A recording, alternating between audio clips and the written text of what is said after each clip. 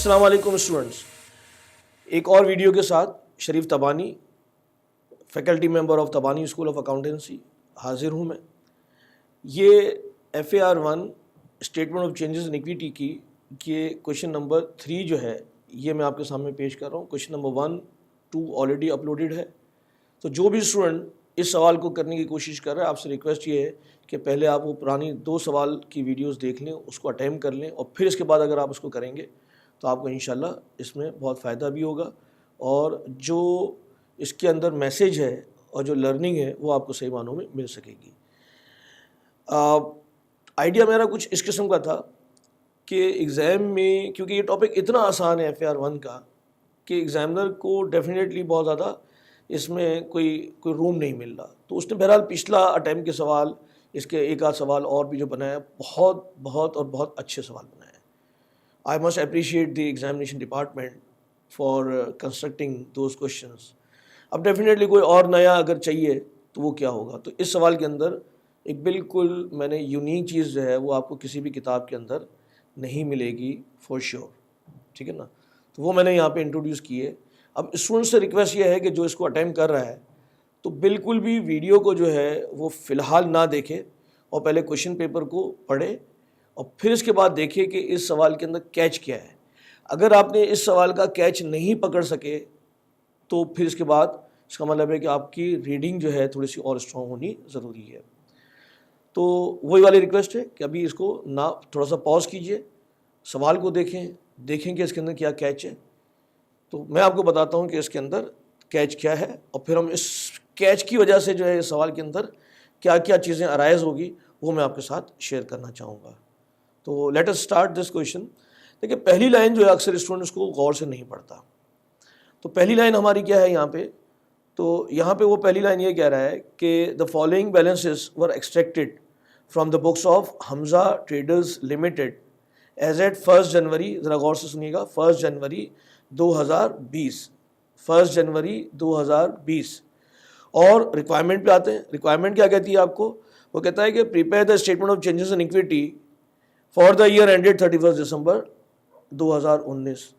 तो बड़ी अजीब सी बात नज़र आती है कि बैलेंस आपको दिया हुआ है जनवरी 2021 का, चाहिए कौन सा होता है हमें 1 जनवरी, हमें कौन सा बैलेंस चाहिए होता है 1 जनवरी 2019 का। अब 2019 का तो बैलेंस नहीं दिया हुआ।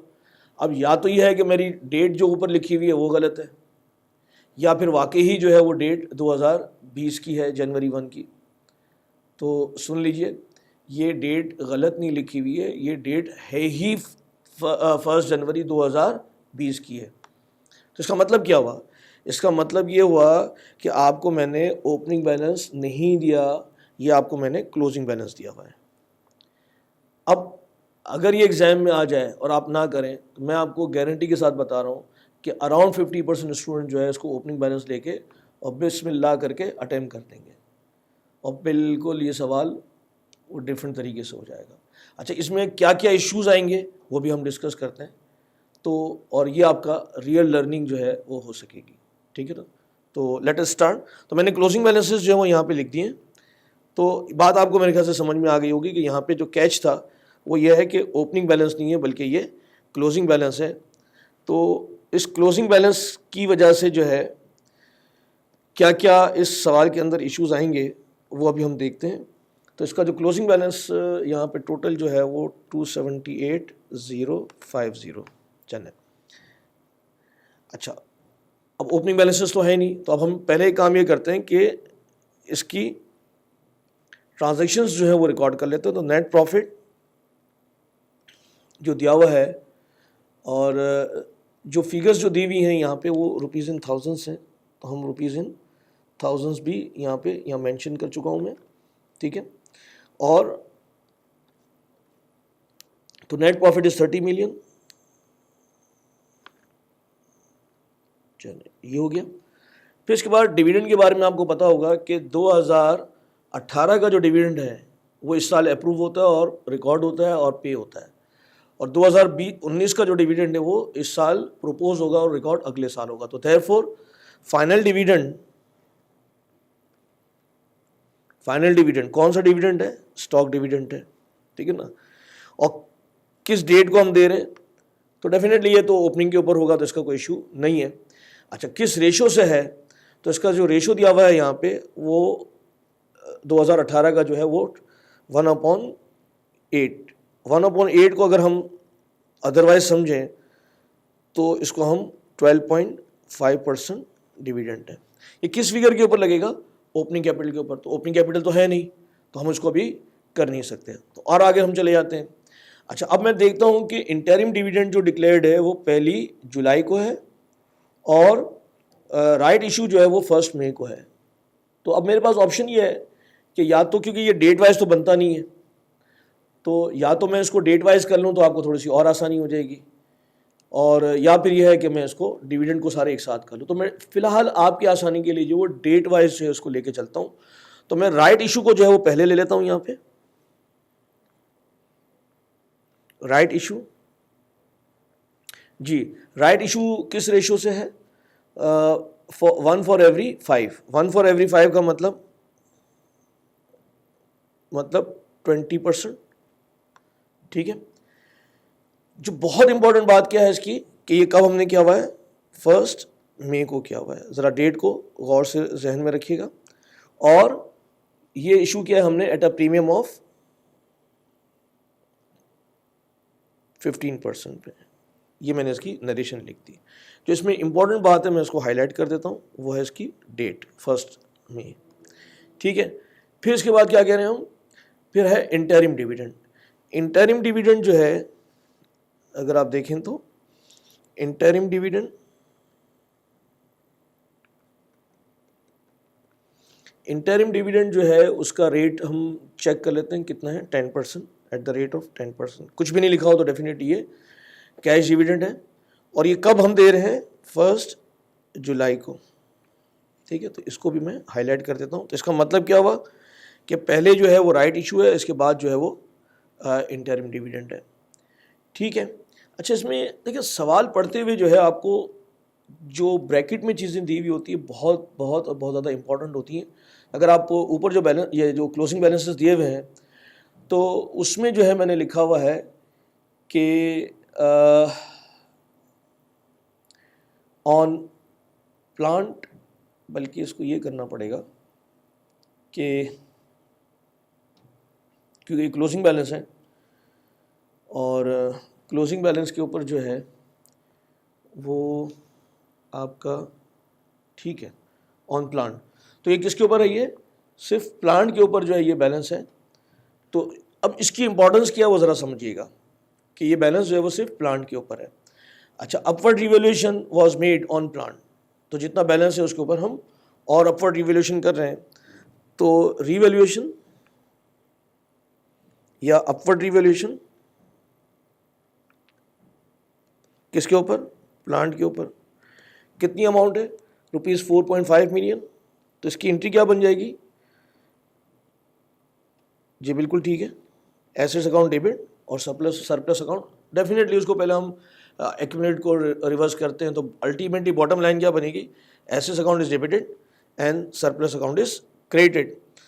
तो यहाँ पे ये सरप्लस अकाउंट इंक्रीज हो गया और टोटल के कॉलम में भी ये आ गया। अब ज़रा गौर से देखिएगा, downward revaluation on vehicle is ₹1.2 million.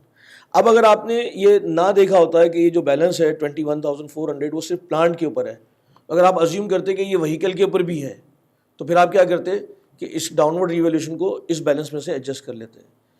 क्योंकि जो आपके पास बैलेंस पड़ा हुआ है और जो ओपनिंग बैलेंस भी होगा, इसका मतलब है कि वो प्लांट इसके ऊपर व्हीकल के ऊपर तो है ही नहीं, तो फिर हम क्या करें? तो देयरफॉर यहाँ पे हम अजम्पशन ये ले रहे हैं कि ओपनिंग में भी हमारे पास सरप्लस जो है वो व्हीकल के ऊपर नहीं पड़ा था। तो डाउनवर्ड रिवैल्यूएशन ये फर्स्ट टाइम भी है। तो डाउनवर्ड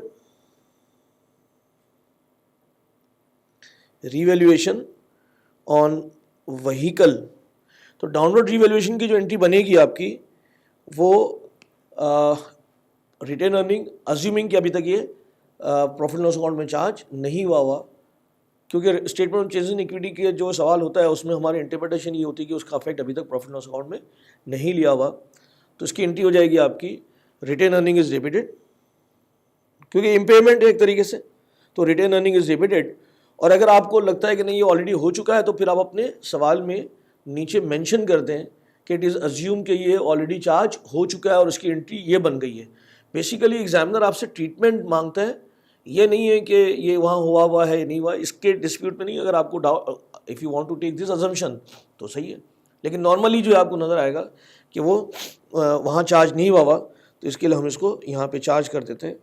सिर्फ इम्पॉर्टेंट, चले मैं इसकी एंट्री भी बना देता हूँ ताकि जो स्टूडेंट्स को फर्दर नॉलेज लेनी है। तो ये वहीकल के ऊपर जो एंट्री बनेगी वो इम्पेयरमेंट की हो जाएगी। तो रिटेन अर्निंग को मैं डेबिट कर रहा हूँ क्योंकि अब तक वहाँ पे चार्ज नहीं हुआ, और एसेट्स अकाउंट को क्रेडिट कर रहा हूँ। सरप्लस ऑन इवैल्यूएशन को इसलिए नहीं कर रहा क्योंकि सरप्लस जो बैलेंस पड़ा हुआ है वो सिर्फ प्लांट के ऊपर पड़ा हुआ है। तो therefore retained earning is debited by rupees कितने से है ये डाउनवर्ड 1.2 मिलियन। तो 1.2 मिलियन जो है ये आपका रिटेन अर्निंग में से माइनस हो गया और यहाँ से भी माइनस हो गया। फिर इसके बाद आपसे कहा जा रहा है कि इंक्रीमेंटल डेप्रिसिएशन जो है वो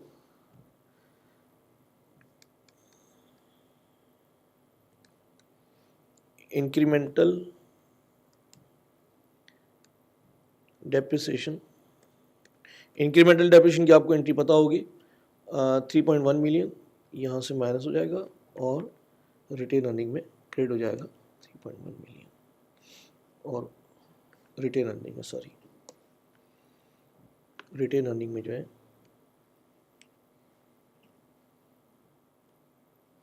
सरप्लस से ये हो गया और रिटेन अर्निंग में ओवरऑल इसके ऊपर कोई फ़र्क नहीं पड़ा। तो ये हमारी सारी ट्रांजैक्शंस जो हैं वो कवर हो गई। अच्छा, अब ज़रा आइए असल इशू क्या आएगा यहाँ पे। अब यहाँ पे आपको ये जो परसेंटेज अप्लाई करनी है, ठीक है ना, ये वाली जो परसेंटेज अप्लाई करनी है ये ओपनिंग के ऊपर करनी है। अगर मैं इसको सिर्फ आपकी अंडरस्टैंडिंग के लिए जो है ये आपको इस बैलेंस के ऊपर करनी है, ठीक है ना। अब ये बैलेंस तो है नहीं, फिर राइट इशू जो है वो बाद में हुआ है, तो इसमें हम क्या करेंगे कि ये जो टोटल आपके पास अमाउंट होगी कैपिटल की, ठीक है ना, इस अमाउंट के ऊपर फिर वो राइट इशू अप्लाई होगा, ठीक है।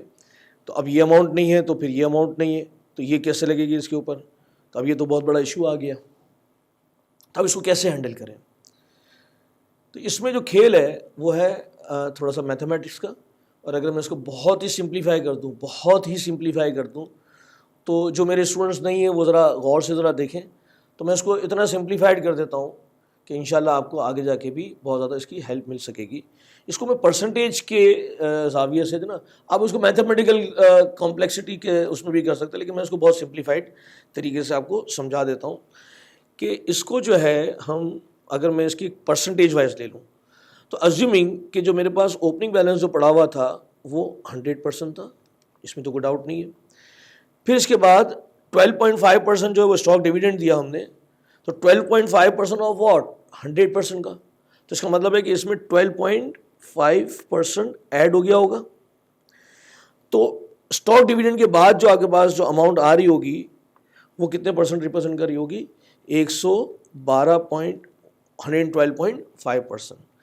अब ज़रा तवज्जो के साथ देखिएगा कि जो राइट इशू जो है वो डेफिनेटली कब हुआ है, 1 मई को। तो 1 मई को जो आपका कैपिटल है वो कितना है कि 100% है या 112% है, फिगर तो है नहीं। तो मैं इस वक्त तो किस में चल रहा हूँ, परसेंटेज वाइज। तो इसका मतलब है कि 20% ये जो लगेगा वो किस फिगर के ऊपर लगेगा, वो इसके ऊपर लगेगा, 112 के ऊपर। तो अगर आप 112 का 20% निकालें, यस 112 का अगर आप 20% निकालें तो गालिबन ये फिगर आ रही होगी 112 का 20% अगर आप निकालें तो ये 22.5 आ रहा होगा। चेक कर लेते हैं हम, ठीक है। 112 का 12.5, इसका 20% जो है 22.5, ठीक है, बिल्कुल। तो ये 22.5 जो है ये अमाउंट, इसकी परसेंटेज आ रही है 22.5%। तो इसका मतलब क्या हो गया, ये 135% हो गया। इसके बाद जो इंटरिम डिविडेंड है वो कैश डिविडेंड है। तो कैपिटल को अफेक्ट नहीं कर रहा। तो कंक्लूजन हमारा क्या हुआ, इसका मतलब है कि ये जो अमाउंट है आपकी वो 135% of the opening capital represent कर रही है। यस, ओपनिंग कैपिटल हमारे पास 100% था, 12.5% ये हुआ, तो 112%, 22% हमने 22 पॉइंट, इसका 20% हमने निकाला। चले मैं यहाँ कर भी देता हूँ, 112.5 का 20% जो स्टॉक राइट शेयर्स हैं 1/5, तो ये 22.5% बना, तो टोटल हमारे पास हो गया 135%। तो मेरे पास क्लोजिंग बैलेंस तो दिया हुआ है, तो क्या इसके बेसिस पे मेरे पास ओपनिंग बैलेंस आ सकता है? यस, बिल्कुल आ सकता है। 270, जी जनाब, कितने परसेंट रिप्रेजेंट कर रहा है ये? 135%। तो अगर ये 135 रिप्रेजेंट कर रहा है तो 100% जो है वो ये था। तो अगर आप इसको कैलकुलेट करें तो बोतल का जिन जो है वो बाहर आ गया, और वो कितनी फिगर आई? 200,000। ये है इस सवाल का कैच, और इस सवाल को फिगर को निकालना। अब इस किस्म की प्रैक्टिस आप एग्जाम में ना करके जाएं तो पहले तो यह है कि आपको पता ही नहीं चलेगा कि ये ओपनिंग बैलेंस था या क्लोजिंग बैलेंस था। फिर इसके बाद उसको रिवर्स लेके कैसे चलना है, तो ये एक नई वैरायटी जो है मैंने डेवलप की थी। इसमें है कुछ भी नहीं, सिर्फ थोड़ा सा जो है वो आपको, क्योंकि उसमें वैरायटी चाहिए तो अब यही वैरायटी बनती थी, तो मतलब विद इन बाउंड्री। वैसे तो मैं आउट ऑफ कोर्स लेके बहुत सारी चीज़ें डाल भी सकता हूँ, लेकिन डेफिनेटली वो वैरायटी नहीं होगी, वो फिर कुछ और चीज़ बन जाएगी। ठीक है, अब आ जाइए, सवाल आपका हल हो गया। आपके पास ओपनिंग फिगर आ गई है, 12.5% आप इसकी फाइनल डिविडेंड की एंट्री ले लें, तो 12.5% ऑफ 2 लाख रुपए जो बन रहा है वो गालिबन जो है वो 25,000 रुपये बनता है। तो इसकी एंट्री बनेगी, और हमने लिखा हुआ है कि उसमें इसमें से हम शेयर प्रीमियम में से दे रहे हैं, तो शेयर प्रीमियम में से जो है ये माइनस हो जाएगा 25,000, और ओवरऑल जो है इसके ऊपर कोई फ़र्क नहीं पड़ेगा। राइट इशू जो है वो अब किस फिगर के ऊपर होगा, तो राइट इशू की जो कैलकुलेशन होगी, चले मैं यहाँ इसके सामने कर देता हूँ। तो राइट इशू की कैलकुलेशन जो है, राइट इशू की कैलकुलेशन में यहाँ कर देता हूँ।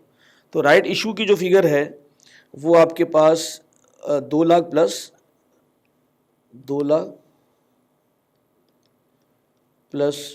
25,000 245,000 के ऊपर राइट इशू आपका देंगे, या 1/4 ले, 1/5 ले लें, या 20% आप ले लें। तो इसका जो 1/4 जो है 2,45,000 रुपये का 1/5, तो देखें कितना बनता है ये, तो 245 का इंटू 0.2 इज इक्वल टू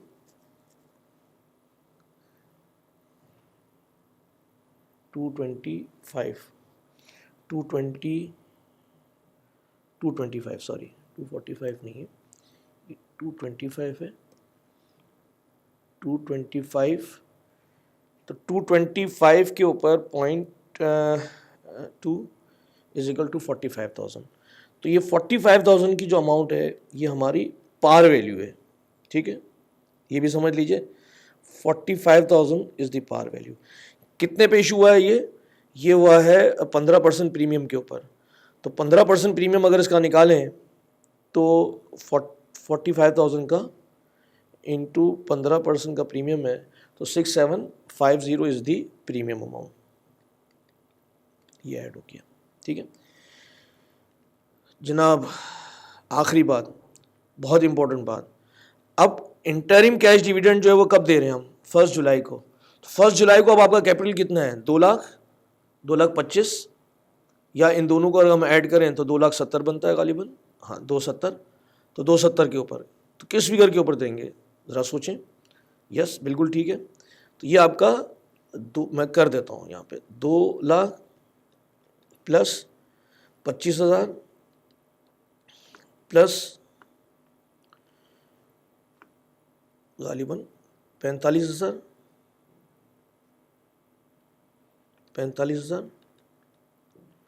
तो ये आपका हो गया 2,70,000। इसके ऊपर कैश डिविडेंड जो है वो हम दे रहे हैं 10%, तो यह गालिबन इसकी अमाउंट आ गई 27,000। तो 27,000 की फिगर जो है वो कैश डिविडेंड की बनती है, 27,000।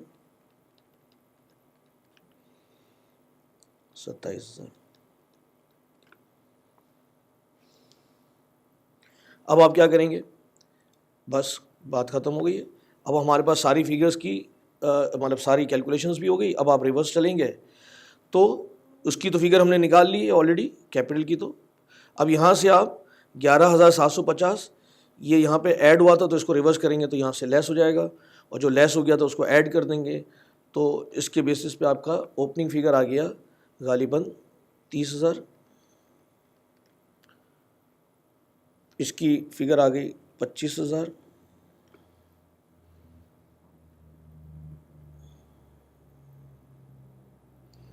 और इसकी फिगर जो है गालिबन 30,000, 25,000, 65,000 ओपनिंग कैपिटल। रिवर्स लेके चलेंगे। इसको भी कैसे करेंगे आप, जो फिगर दी हुई है इसमें इसको माइनस करेंगे, इसको ऐड कर देंगे, इसको माइनस करेंगे तो और इसको भी माइनस करेंगे तो 65,000, और इसी तरीके से इसका ग्रॉस टोटल कर लें या फिर रिवर्स लेके चलें तो 3,20,000। ये आपका एक नई वैरायटी जो है आपके सामने आ गई, जिसको हमने अपने फर्स्ट टर्म एग्ज़ाम्स के अंदर मैंने टेस्ट किया था। तो that is what we have done in our class, in our exam. तो अल्हम्दुलिल्लाह स्टूडेंट्स के लिए एक नया वैरायटी, तो मैंने सोचा कि क्यों नहीं हम ओवरऑल बच्चों के लिए जो है एक वैरायटी आपको मैं शेयर कर लूँ। तो आपसे वही है एंड में कि होपफुली हमारे जितने भी बच्चे हैं, चाहे मेरे यहाँ पे हो या किसी और इंस्टीट्यूशन में हो, दुआ आपके लिए ये है कि सब पास करें, और यही हमारी एक एफ़र्ट्स है। तो इस हवाले से जो है अगर किसी को कोई क्वेरीज़ हों, 3 सवाल मैंने आपके सामने रखे हुए हैं, तो you can share your queries. कोई इम्प्रूवमेंट हो तो वो आप शेयर कर सकते हैं। और मैंने पहले भी वीडियोस में कहा था कि आपकी सजेशंस जो है वो हमारे लिए जो है फर्दर इम्प्रूवमेंट का एक रोड मैप रहेगा। तो सिर्फ मुझे पेबैक जो चाहिए इमीडिएटली वो ये है कि आप अपने दुआओं में शरीफ तबारी को याद रखिएगा। Best of luck. अस्सलाम वालेकुम।